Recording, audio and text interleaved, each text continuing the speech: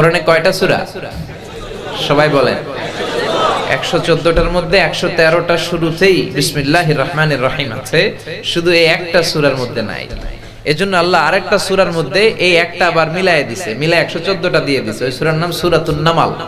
ইন্নাহু মিন সুলাইমান ওয়া ইন্নাহু বিসমিল্লাহির রহমানির রহিম। সাইয়েদনা সুলাইমান আলাইহিস সালাম রানী বালকিসের কাছে চিঠি পাঠালেন, ইন্নাহু মিন সুলাইমান ওয়া ইন্নাহু বিসমিল্লাহির রহমানির রহিম।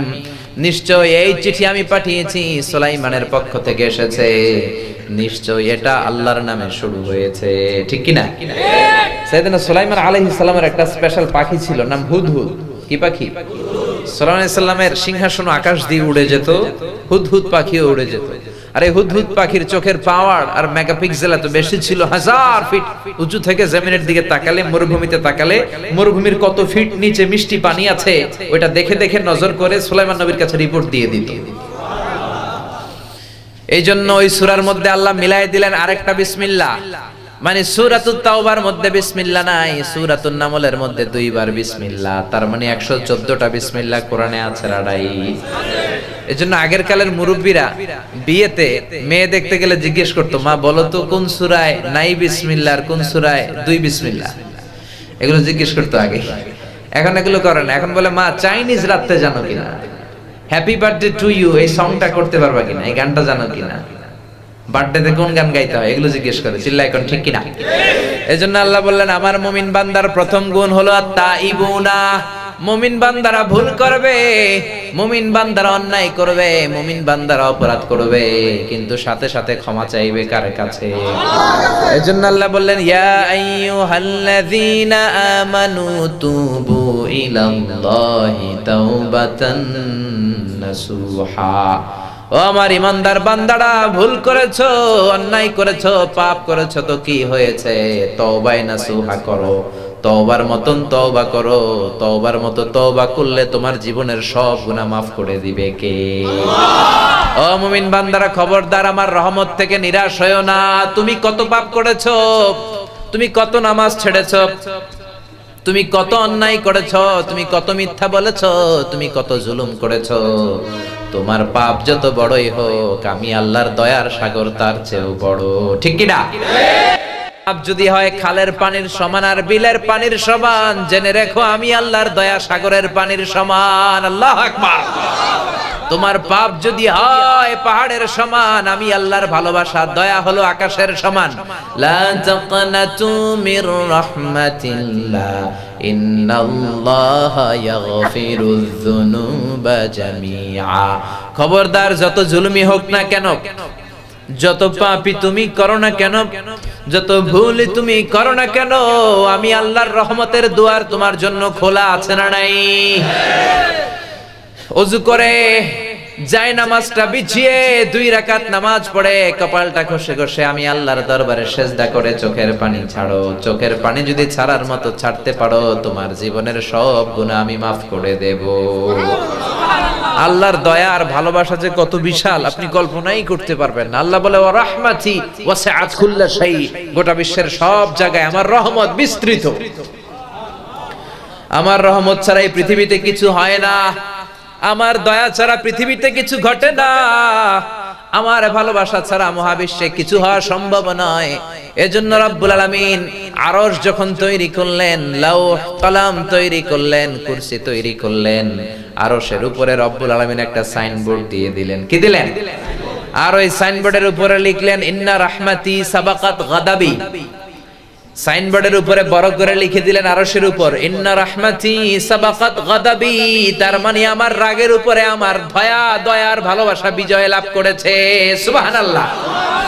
সাইনবোর্ডে যা লেখা তার মানে হলো আমি আল্লাহর রাগ আছে, আবার আমি আল্লাহর দয়াও আছে, কিন্তু আমি আল্লাহর রাগের চেয়ে দয়া বেশি। আল্লাহর রাগও আছে, আবার আল্লাহর ভালোবাসাও আছে, কিন্তু আল্লাহর রাগের চেয়ে ভালোবাসাটা বেশি। সুবহানাল্লাহ কইতে পারলেন না? আবার বিষ্ণুই বললেন শোনো শোনো, রব্বুল আলামিন দয়ার ভালোবাসাকে 100 টুকরা করলেন। চিল্লায় বলেন কয় টুকরা? 100 টুকরা দয়ার ভালোবাসার মধ্যে 99 টুকরা দয়ার ভালোবাসা রব্বুল আলামিন নিজের মধ্যে রেখে দিলেন। গোটা বিশ্বের সবার মধ্যে রব্বুল আলামিন 1 টুকরা ভালোবাসা ঢেলে দিলেন।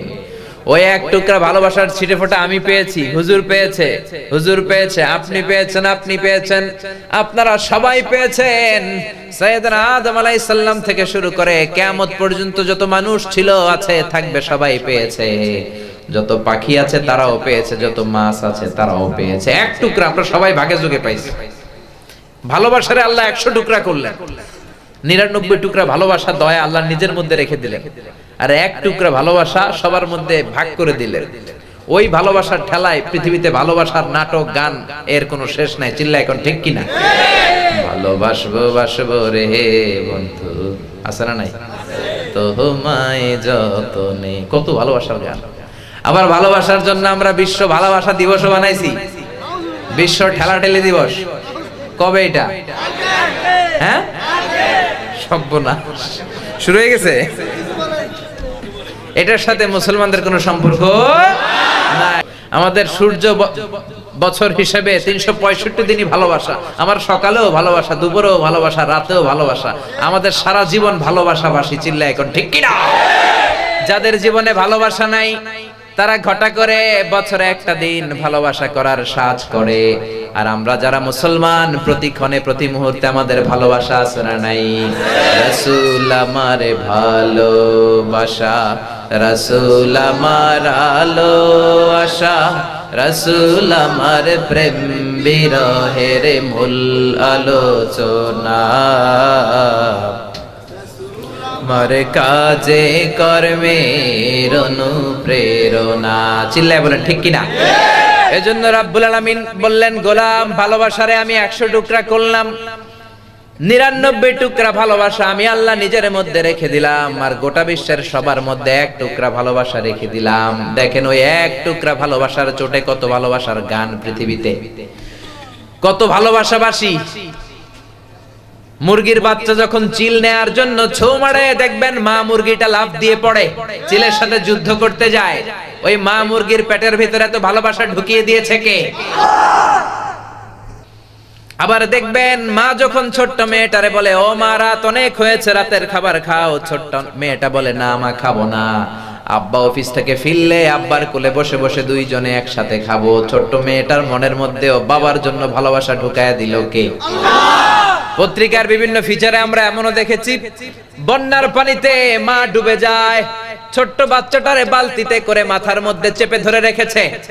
পানি কোমর থেকে বুক পর্যন্ত, বুক থেকে গলা পর্যন্ত, নাকের উপরে যখন চলে যায়, পানি খেতে খেতে মা দুনিয়া থেকে শেষ, কিন্তু বাচ্চাটা মরে নাই। বাচ্চার ভালোবাসায় নিজের জীবন বিলিয়ে দিয়েছে, বাচ্চারে মরতে দেয় নাই। সুবহানাল্লাহ।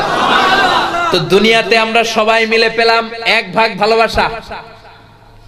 এই 1 ভাগ ভালোবাসার জন্য যদি বিশ্ব ভালোবাসা দিবস হয়, এই 1 ভাগ ভালোবাসার জন্য যদি চিলের সাথে মা মুরগি যুদ্ধ করে, ছোট্ট বাচ্চার জন্য বন্যার পানিতে মা মরে যায়, 1 ভাগ ভালোবাসার চোটে ছোট্ট মেয়েটা বলে, না না আব্বু আসলে আমি ভাত খাবো, তাহলে 99 ভাগ ভালোবাসা যিনি নিজের মধ্যে রেখেছেন তার ভালোবাসা বেশি না কম?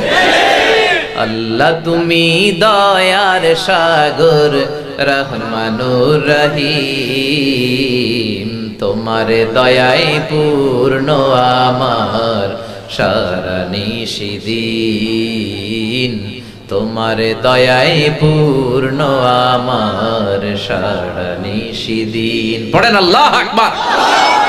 তার মানে আমার আল্লাহর দয়ার কোনো শেষ নাই, আমার আল্লাহর মায়ার কোনো শেষ নাই, আমার আল্লাহর ভালোবাসার কোনো শেষ নাই। In the day of judgement, কিয়ামতের দিন বনি ইসরাইলের এক আল্লাহর ওলি দাঁড়াবে। বুখারীর বর্ণনায় আল্লাহর ওলি রাত্রে বেলা ঘুমাতো না, শুধু তাহাজ্জুদ পড়তো, দিনের বেলাও জিকির করতো, শুধু নামাজ পড়তো। বিচারের পরে আল্লাহ বনি ইসরাইলের আল্লাহর ওলির ডেকে বলবে, ও আল্লাহর ওলি, উদখুলিল জান্নাতা বিরহমাতি, দুনিয়াতে অনেক ইবাদত করেছো, এখন আমার রহমতে জান্নাতে ঢুকে যাও। ও বনি ইসরাইলের আল্লাহর ওলি, go to the paradise with my mercy, আমার দয়ায়, আমার ভালোবাসায় জান্নাতে ঢুকে যাও। বনি ইসরাইলের আল্লাহর ওলি বলে, আপনার দয়ায় জান্নাতে যাব কেন? বালবি আমালি, আমি আমার আমল দিয়ে জান্নাত চাই। তাহাজ্জুদ তো কম পড়ি নাই, কপালে তো সেজদা দিতে দিতে কালো করে ফেলছি কপাল। জিকির তো আপনার কম করি নাই, নামাজ তো কম পড়ি নাই, তাহাজ্জুদ তো কম গুজার যাই নাই। কেন আপনার দয়া দিয়ে রহমত দিয়ে জান্নাতে যাওয়া লাগবে? বালবে আমালি, আমি আমার আমলের বদলতে জান্নাত চাই। আল্লাহ বলবেন তাই নাকি? তুমি তোমার আমলের বদৌলতে জান্নাত চাও, বড় ভুল করে ফেললা রে গোলাম। কারণ আমি আল্লাহ হচ্ছি মালিকুল আমলাক, রাজা ধীরাজ, আমি বড় সাহেব, আমার সাথে কোনো হিসাব চলে না। জান্নাতে যাইতে কইছিলাম, চলে যাইতে ওইটাই ভালো ছিল। তুমি আমার সাথে হিসাব করতে চাও, ক্যালকুলেশন করতে চাও, ওকে ডান, লেটস মেক এ ক্যালকুলেশন, চলো একটা হিসাব করি। রব্বুল আলামিন বলবেন কাছে আসো। আজীবন তুমি যে ইবাদত করেছো, নামাজ পড়েছো, জিকির করেছো, তাহাজ্জুদ পড়েছো, এই 70 বছরের ইবাদত গুলোরে এক পাল্লার মধ্যে রেখে দাও। আর আমি দয়া করে ভালোবাসা করে দুনিয়ার সৌন্দর্যগুলো দেখার জন্য যে দুটা চোখ দিয়েছি, দুইটা চোখ নয়, একটা মাত্র চোখ আর একটা পাল্লার মধ্যে রেখে দাও। ওজন করার পরে দেখা যাবে মুহূর্তের মধ্যে চোখের পাল্লাটা ভারী হয়ে যাবে। আল্লাহ বলবে এই তো, this is the result of your calculation. এই যে হিসাব করতে চাইছো, এই দেখো হিসাব কি বলে। হিসাব বলে তুই এখন জাহান্নামে যাবি, go to the hell fire, জাহান্নামে যা। এবার বনি ইসরাইলের আল্লাহর ওলি বলবে আল্লাহ মাফ চাই, দোয়াও চাই, আমি বুঝি নাই, আমারে মাফ করে দেন, আপনার দয়া ছাড়া জান্নাতে যাওয়া যাবে না, আমারে মাফ করে দেন, জাহান্নামের আগুনে আপনি আমারে জ্বালাবেন না, আপনার দয়াতেই জান্নাত দেন। আল্লাহ বলবেন now you are on the right track, এই তুমি লাইনে আসছো, এতক্ষণে লাইনে আসছো, go to the paradise with my mercy, যাও আমার রহমতে জান্নাতে ঢুকে যাও। তার মানে কিয়ামতের দিন আল্লাহর দয়া ছাড়া, রহমত ছাড়া কেউ জান্নাতে ঢুকতে পারবে না। মা এসে ডেকে বললেন নবী গো, আপনিও কি আল্লাহর রহমত ছাড়া, দয়া ছাড়া জান্নাতে ঢুকতে পারবেন না? বিশ্বনবী বললেন না, আমিও না, তবে আল্লাহর রহমত কিয়ামতের দিন আমাকে বেষ্টন করে রাখবে। এজন্য বিশ্বনবী বলতেন মান্নু কিসা উযিবা, যার হিসাব নিকাশ নেওয়া হবে সে শাস্তি প্রাপ্ত হবে। মান্নু কিসা হালাকা, যার হিসাব হবে সে জাহান্নামী হবে। আল্লাহ যদি বলে নামাজ পড়লি না কেন, দেরি করে পড়লি কেন, জামাত ছাড়লি কেন, কোরআন মানলি না কেন, মিথ্যা কথা বললি কেন, এরকম খুঁটে খুঁটে যদি একটার পর একটা রব্বুল আলামিন হিসাব করা শুরু করে দেয়, তার কপালে জাহান্নাম ছাড়া কিছু নাই। এজন্য কিয়ামতের দিন আমরা আল্লাহর কাছে বিচার চাই না, দয়া চাই। কি চাই? জোরে বলেন, নাকি বিচার চান?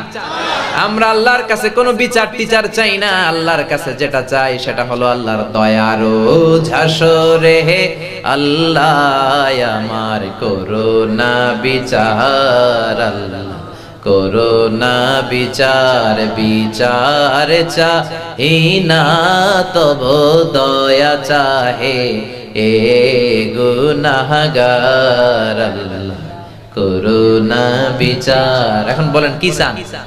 বিচার চান না দয়া? কারণ আমরা যে নামাজ পড়ি এগুলো তো কোনো নামাজই না, আমরা যে ইবাদত করি এই ভাঙ্গাচুরা ইবাদত গুলো কোনো ইবাদতই না। আমাদের ইবাদত গুলো যদি মিজানের পাল্লায় উঠানো হয় এগুলোর কোনো ওজন হবে না। আমাদের ভরসা হলো একটা, সেটা হলো আমার আল্লাহর দয়া। চিল্লায় বলেন ঠিক কি না? এজন্য আল্লাহ ডেকে বলে আমার দয়ার সাগর যে কত বড়, আমার মায়ার সাগর যে কত বিশাল, তোর ধারণা নাই। এজন্য তওবা কর। ইয়া আইয়ুহাল্লাযীনা আমানু তুবু ইলাল্লাহি তাওবাতান নাসুহা, তওবার মতো তওবা কর। তওবার মতো তওবা করলে আপনার জীবনের সব গুনাহ maaf করে দিতে পারে কে? আল্লাহ। এজন্য বিশ্বনবী বলতেন আত-তাইবু মিনাজ যামবি কামাল্লা যামবালা, কেউ যদি তওবার মতো তওবা করে তার অবস্থা তেমন হয়ে যায়, মায়ের পেট থেকে বাচ্চা বের হলে যেমনি গুনাহ থাকে না, তওবা কবুল হতে আমল নামায় কোনো গুনাহ থাকে না। বিশ্বনবীর আগের গুনাহ মাফ, পরের গুনাহ মাফ, তারপরেও বিশ্বনবী প্রতিদিন 70 বারেরও বেশি তওবা করতেন। বিশ্বনবী বলতেন আল্লাহি লা আস্তাগফিরুল্লাহ ওয়া আতুবু ইলাইহি ফিল ইয়াউমি আকসার মিন 70 মাররা, আমি বিশ্বনবী প্রতিদিন 70 বারেরও বেশি তওবা করি। আমি নবীর কোনো গুনাহ নাই, আগের গুনাহ মাফ, পরের গুনাহ মাফ। বিশ্বনবীর কোনো গুনাহ নাই, তারপরেও যদি বিশ্বনবী 70 বার তওবা করতে পারে, আমি আর আপনার কয়বার করা উচিত? 70,000 বার করলেও তো হবে না। চিল্লা এখন ঠিক কিনা? এজন্য তওবা করার দরকার আছে না নাই? তওবার 4টা শর্ত, জোরে বলেন কয়টা? এক নম্বরে acknowledgement, you have to acknowledge what you have committed from your sin. আপনি যত পাপ করেছেন আপনি একে স্বীকার যাবেন। আপনি রোনাজারি করবেন, চোখের পানি ছাড়বেন আর ডেকে বলবেন, আল্লাহ আমার চেয়ে বড় গুনাহগার আর কেউ নাই, আকাশের নিচে জমিনের উপরে আমার চেয়ে বড় গুনাহগার কেউ নাই, এমন কোন গুনাহ নাই আমি আল্লাহ করি নাই। সব গুনাহগুলো একটার পর একটা স্বীকার যাবেন। এক নম্বরে হলো আল ইকরা, মানে অ্যাকনোলেজমেন্ট, স্বীকার। দুই নম্বরে হচ্ছে repentance, you have to be repentant for what you have committed. আপনি যা করেছেন এই কারণে অনুতপ্ত হবেন। সাইয়েদনা আদম তাই করলেন, গুনাহ স্বীকারও গেলেন, আবার অনুতপ্ত হলেন আর পড়তে আরম্ভ করলেন। পড়েন, রব্বানা যালামনা আনফুসানা ওয়া ইল্লাম তাগফির লানা ওয়া তারহামনা লানাকুনান্না মিনাল খাসিরিন। ও আল্লাহ, আমি জুলুম করেছি, অন্যায় করেছি, অপরাধ করেছি, তুমি যদি ক্ষমা না করো, রহমত না করো, আমি তো ক্ষতিগ্রস্তদের মধ্যে শামিল হয়ে যাব। ঠিক কি না? সাথে সাথে ওনার তওবা কবুল করে নিল কে? তার মানে প্রথমে আপনি স্বীকার যাবেন কি অন্যায় করেছেন, দুই নম্বরে অনুতপ্ত হবেন, তিন নম্বরে যা করেছেন ওটাকে ঘৃণা করবেন, চার নম্বরে আল্লাহর কাছে ওয়াদা দিবেন, আল্লাহ পারতপক্ষে জীবনে আর এই পাপ করব না। এই শর্তগুলো মেনটেন করে তওবার মতো তওবা করলে তওবা কবুল করে নিবে কে? তওবা করার সময় চোখের পানি ছাড়লে তওবা কবুল করে নেয় কে? বিশ্বনবী বলেন, দুই ফোঁটা পানি আল্লাহর কাছে সবচেয়ে বেশি প্রিয়। এক হলো জিহাদের ময়দানে রক্তের ফোঁটার পানি, দুই হলো অনুশোচনার চোখের পানি। মানুষ অনুতপ্ত হয়ে যখন কাঁদতে শুরু করে মুনাজাতের মধ্যে, ওই চোখের পানি চোখ থেকে নাক বেয়ে নাকের ডগাবে জমিনে পড়ার আগে ওই বান্দার সব গুনাহ মাফ করে দেয় কে? এজন্য বিশ্বনবী বললেন, তোমাদের জন্য তওবার দরজা খোলা জীবন, শুধু দুইটা সময় ছাড়া। এক নম্বরে ক্বাবলা তুলুই শামসি মিন বা'দা তুলুই শামসি মিন মাগরিবিহা, কিয়ামতের 3 দিন আগে সূর্য আর পূর্ব দিক থেকে উঠবে না, পশ্চিম দিক থেকে সূর্য ওঠা শুরু করে দিবে। সূর্য যেদিন পূর্ব দিক থেকে না উঠে পশ্চিম দিক থেকে উঠবে, তখন আর তওবা কবুল হবে না। তখন যতই তওবা করেন কবুল হবে না। সূর্য যেদিন পশ্চিম দিক থেকে উঠবে, কোরআন খুলে দেখবেন কোরআনগুলো blank pages, completely white pages, সাদা পেজ হয়ে গেছে। কোরআনে কোনো আয়াত নাই, কোরআন মুখস্থ থাকবে, সিনার মধ্যে একটা আয়াতও আছে এরকম একটা লোকও থাকবে না, কোনো আলেমও থাকবে না। সব আলেম ওলামা মুমিন বান্দাদের বাম বগলের এইখানে একটা ফোড়া হবে, ওই ফোড়ার ব্যথায় সব মুমিনরা মরে লাশ হয়ে যাবে, শুধু কাফের মুশরিকদের উপর কিয়ামত প্রতিষ্ঠিত হবে। চিল্লায় কোন ঠিক কিনা?